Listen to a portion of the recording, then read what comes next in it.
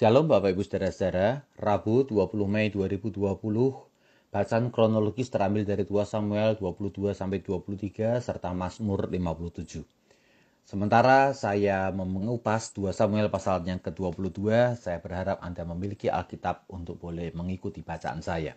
Natsnya terambil dari ayat 26-27, terhadap orang yang setia engkau berlaku setia, terhadap orang yang tidak bercela engkau berlaku tidak bercela, terhadap orang yang suci engkau berlaku suci, tetapi terhadap orang yang bengkok engkau berlaku berbelit. Untuk Anda yang suka dengan kesaksian, yang menganggap kisah nyata lebih menggugah hati daripada pengajaran firman, saudara, eksposisi firman hari ini sangat cocok buat Anda. 2 Samuel pasal 22 adalah sebuah kesaksian yang dibuat oleh Daud. Kemudian hari digubah dalam bentuk nyanyian sehingga bisa diajarkan kepada bangsa Israel. Kemudian ditulis di dalam sejarah suci di dalam kitab 2 Samuel ini. Bahkan karena sangat pentingnya kesaksian Daud ini, maka dimasukkan dalam nyanyian ibadah. Sebagaimana tertulis dalam Mazmur 18. Perhatikan kesamaan Mazmur 18 dengan 2 Samuel pasal 22. Mari kita memasuki akan pembahasan kita. Ayat pertama memberikan sebuah latar belakang. Saudara, perikop 2 Samuel 22 dibuat sebagai kesaksian Daud setelah Tuhan memberikan masa damai dalam pemerintahannya. Saya setuju dengan penafsir yang menjelaskan bahwa ini adalah ayat yang dibuat ketika Daud berusia tua mendekati 70 tahun setelah semua kisah pedih Daud selesai. Setelah kisah dikejar-kejar Saul beres dan kemudian dia jadi raja, semua lawan baik dari dalam kerajaan maupun dari bangsa-bangsa lain tidak ada lagi yang berani melawan karena tahta Daud dikokohkan oleh Tuhan sendiri. Nah, dalam situasi itulah kemudian Daud memberikan sebuah kesaksiannya. Apa kesaksiannya? Saya akan mulai dari bagian terpenting dari perikop ini, yaitu yang menjadi kesimpulan dan juga referen daripada 2 Samuel 22. Perhatikan ayat 21 dan 25, saudara-saudara. Dikatakan demikian. Tuhan memperlakukan aku sesuai dengan kebenaranku. Ia membalas kepadaku sesuai dengan kesucian tanganku.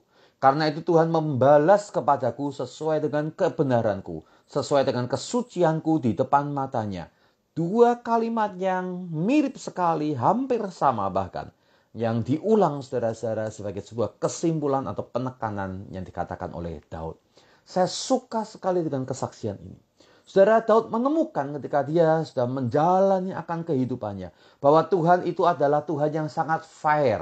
Dia sangat terbuka, dia mengerti dan dia membalas semuanya dengan sangat adil sekali. Bahwa kesetiaan kita kepada Tuhan tidaklah sia-sia. Bahwa kesalehan kita benar-benar diperhitungkan Tuhan. Bahwa kebaikan kita akan dibalas Tuhan. Dan kesungguhan kita ketika menjaga karakter dan kesalehan akan mendapat balasan yang setimpal dari Tuhan. Kata gamal dalam bahasa Ibrani ayat yang ke-21, terjemahan Indonesia memperlakukan sesuai, itu artinya adalah membalas apa yang kita berikan dengan hal yang sama, saudara-saudara. Jadi ketika kita memberi sesuatu bukannya dicuekin, bukannya dianggap nggak ada, tapi diperhitungkan dan suatu kali nanti akan mendapatkan balasan. Ketika kita melakukan kebenaran, Tuhan akan gamal, Tuhan akan membalas apa yang telah kita lakukan itu. Kata sop pada ayat 21 dan 25, saudara-saudara menjelaskan bahwa Tuhan akan mengembalikan secara setimpal, membalas sesuai kalau bahasa terjemahan LAI. Bahwa ukuran yang kita pakai ketika berjuang untuk hidup benar dan ketulusan kita dalam mengasihi Tuhan, semuanya itu akan dikembalikan, kita terima setimpal dengan perjuangan kita. Saudara-saudara, ini adalah pernyataan yang penting. Tahukah bahwa iblis suka memutarbalikkan akan sebuah kenyataan kehidupan. Dia menanamkan kalimat yang beracun pada anak-anak Tuhan. Kalau kamu hidup baik, kalau kamu hidup benar, sungguh-sungguh sama Tuhan, nanti dapat banyak masalah, nanti hidupmu susah. Bukankah lebih baik kamu biasa-biasa saja daripada hidup kita menjadi banyak pencobaan. Saudara, ini kalimat yang beracun, tidak alkitabiah, dan menghancurkan semangat kita untuk hidup berkenan kepada Tuhan.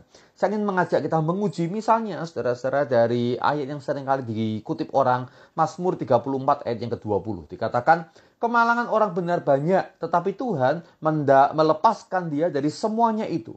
Dan kemudian orang mengatakan, tuh kan Daud berkata kemalangan orang benar banyak. Sebentar. Kalau orang benar punya kemalangan, orang fasik emangnya tidak punya kemalangan. Mana lebih banyak? Saudara, orang benar bisa malang nasibnya atau bisa mengalami penderitaan. Orang fasik juga sama. Mereka juga mengalami kemalangan. Hidup mereka juga kadang-kadang lebih sengsara dan lebih banyak sengsaranya. Ya, perbedaannya adalah kalau kita orang benar yang mengenai persoalan, Tuhan melepaskan dari semuanya itu. Sementara ketika orang fasik, orang yang tidak benar, mengalami kemalangan, dikatakan mereka tidak mendapatkan jalan keluar. Saudara pilih mana? Jadi orang benar atau jadi orang fasik? Dan ingat, Mazmur 34 ayat 20 ditulis oleh siapa? Oleh Daud.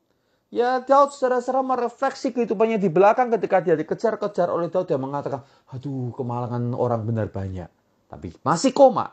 Dia mengatakan, tapi Tuhan melepaskan dari semua kemalangan itu. Dan memang Daud lepas dari kejaran Saul bukan? Bahkan menjelang akhir hidupnya, Daud membuat sebuah pernyataan yang indah dari 2 Samuel pasal yang ke-22 ini. Bahwa saudara-saudara, Tuhan adalah Tuhan yang dapat dipuji karena semua beres. Tuhan membalas sesuai dengan kesalehannya. Itulah sebabnya mengapa Daud kemudian menasihati bangsa Israel. Ya, untuk memperjuangkan setia mereka kepada Tuhan dan untuk menjunjung firman Tuhan di dalam kehidupan mereka. Ayat 21, ya, statement pertama dari referen ini diikuti dengan implementasi perilaku Daud. Anda bisa membaca ayat 22 sampai 24 bagaimana Daud ingin terus menjaga hidupnya sesuai dengan firman Tuhan. Karena mengikuti firman, menjaga hidup dalam kebenaran pasti akan dibalas Tuhan. Dan ayat 25 yang merupakan statement kedua dari referen tadi diikuti dengan puisi 4 baris dengan gaya bahasa yang sangat kuat, ya, konstruktif dan kontraproduktif. Saya akan bacakan untuk Anda ayat 26, dikatakan demikian. Terhadap orang yang setia, engkau berlaku setia. Terhadap orang yang tidak bercela, engkau berlaku tidak bercela. Ya, satu kalimat positif diikuti dengan 2 kalimat yang positif. Ya, kalau kita setia, ya, maka Tuhan juga akan setia. Menggunakan kata yang sama, hesed, artinya adalah setia. Kalau kita tidak bercela, menggunakan kata tamim, yang artinya berintegritas, Tuhan juga berintegritas. Nah, ayat yang ke-27, pendekatannya sekarang positif diikuti dengan pendekatan negatif.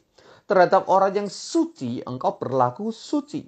Tetapi terhadap orang yang bengkok, nah, pendekatan negatif sekarang, engkau berlaku belat-belit. Nah, terhadap orang yang suci menggunakan kata tahir, artinya murni dan bersih, engkau berlaku barar, bahasa Ibrani. Artinya adalah dibuat, dipoles menjadi cemerlang. Kalau hidup Anda baik, akan dibuat cemerlang. Anda lihat, kalau Anda melakukan hidup yang tulus di hadapan Tuhan, Tuhan akan membuat karakter Anda demikian bersinar cemerlang dan orang-orang mengatakan dengan respek, wow, engkau hidup dengan sangat luar biasa cemerlang. Nah, tapi kalau hidup kita bengkok, ya bahasa Ibrani-nya akas tuh lurus tapi terdistorsi sehingga bengkok, yaitu akas. Kalau hidup kita suka bengkok-bengkokin yang lurus, maka Tuhan juga akan berlaku belat-belit. Ya, menggunakan bahasa Ibrani patal, artinya adalah nggak bisa ditebak, berbelat-belit, dipikir ke kiri ternyata malah ke kanan. Nah, saudara-saudara, bukankah itu yang terjadi dalam hidup kebanyakan kita? Ya, bentuk ini memberikan sebuah kepastian yang tak terbantahkan bahwa ketika kita hidup benar di hadapan Tuhan, Tuhan juga akan melakukan kebenaran, kebaikan dalam hidup kita. Tapi kalau kita simpang kanan, simpang kiri, hidup kita nggak jelas, Tuhan juga akan membuat hidup kita berliku-liku. Hati-hati, perilaku kita di hadapan Tuhan menentukan apa yang kita terima. Akan terlalu panjang bagi saya untuk mengeksposisi ayat-ayat berikutnya. Saya hanya ingin memberikan beberapa pokok-pokok pikiran yang penting daripada Daud. Ayat yang kedua, 3:7-20 memberikan sebuah pernyataan siapakah Allah dari pengalaman atau kesaksian Daud. Ya, ada daftar panjang di sana. Tuhan disebut sebagai Yahweh, bukit batu, kubu pertahananku dan penyelamatku, Allah gunung batuku, tempat aku berlindung, perisaiku, tanduk keselamatan, kota benteng, tempat pelarianku, juru selamatkanku. Saudara Daud mendeskripsikan Allah dengan demikian luar biasa. Dikatakan dalam kesesakan aku berseru kepada Tuhan dan ia mendengar suaraku. Lalu ia membela Daud dengan kuasanya yang menggentarkan semua lawan. Anda baca ayat 7-20, Anda mendapatkan paparan yang indah bagaimana Tuhan membela akan Daud. Pokok pikiran yang lainnya yang kedua. Jangan ragu mengikuti perintah Tuhan, ayat 31a. Adapun Allah jalannya adalah sempurna sebab Tuhan, sabda Tuhan itu murni. Pokok pikiran yang ketiga, jangan ragu mengikuti Allah Yahweh. Saudara, ayat 31b dan 32 adalah sebuah kalimat yang sering kita dengar misalnya dari agama sepupu kita. Tapi perhatikan versi aslinya dikatakan demikian. Dia menjadi perisai bagi semua orang yang berlindung padanya. Sebab siapakah Allah selain dari Tuhan? Di kesempatan lain saya akan membahas konsep tiada Allah selain Tuhan Yahweh ini. Ya, karena konsep ini sebenarnya bertebaran di PL dan di PB banyak sekali. Tapi di kemudian hari justru dipopulerkan oleh agama sepupu kita. Ya, dan konsep bagaimana berbahagialah orang yang berlindung kepada Tuhan, yaitu juga dipopulerkan oleh saudara kita. Ya, sementara itu adalah ayat yang sangat penting dalam pengakuan iman Daud. Pokok pikiran yang keempat, bahwa Tuhan adalah Tuhan yang hidup. Ayat yang ke-47, Anda bisa baca. Ya, bahwa Tuhan itu bisa mendengar dan Tuhan bisa bertindak atas hidup Anda. Pokok pikiran yang berikutnya adalah ayat yang ke-50. Daud tutup semuanya dengan sebuah tekad, saya ingin memuji-muji Tuhan di antara segala bangsa. Haleluya. Jadi, Anda tak perlu ragu lagi untuk hidup dalam kesalehan dan integritas. Tuhan itu maha membalas. Dia akan membalas kesetiaanmu kepadanya. Selamat membuktikan. Mari berdoa. Kami percaya Engkau mengerti segala perilaku kami. Semua tindakan kami, bahkan itikat hati kami, Engkau memperhitungkannya. Dan ketika kami berlaku setia kepada Engkau, Engkau pun akan setia kepada kami. Ketika kami berjuang untuk sebuah kesalehan, Engkau pun akan berjuang membela akan hidup kami. Bahkan membawa kami, mengangkat kami dalam kehidupan yang lebih baik. Tuhan, buatlah supaya kesalehan kami semakin bersinar. Supaya nama-Mu Tuhan dipermuliakan. Dalam Yesus Kristus kami berdoa dan memohon. Haleluya. Amin.